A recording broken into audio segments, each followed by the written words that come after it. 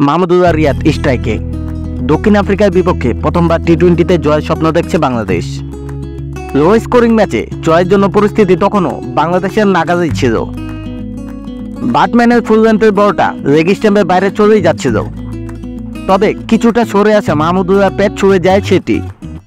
Bowling দলের আবেদনের প্রেক্ষিতে খানিকটা দ্বিধা নিয়ে আঙুল তুলেছিলেন অনফিল্ড আম্পায়ার স্যাম নোগাস্কি।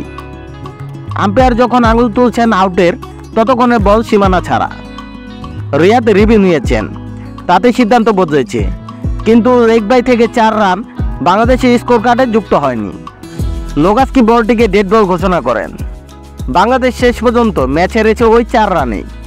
আর এর কারণ হিসাবে আম্পায়ার স্যাম নোগাস্কিকেই দুষছেন দেশের ক্রিকেট ভক্তরা। সাবেক ক্রিকেটারদের মুখেও আম্পায়ারিংয়ের সমালোচনা, যদিও ডেড বল সংক্রান্ত ক্রিকেটের আইন আম্পায়ারের পক্ষেই কথা বলছে। ক্রিকেটের 20.2 ধারায় পরিষ্কার বলা আছে, ম্যাচে ডেড বল নির্ধারণের ক্ষমতা শুধু আম্পায়ারের।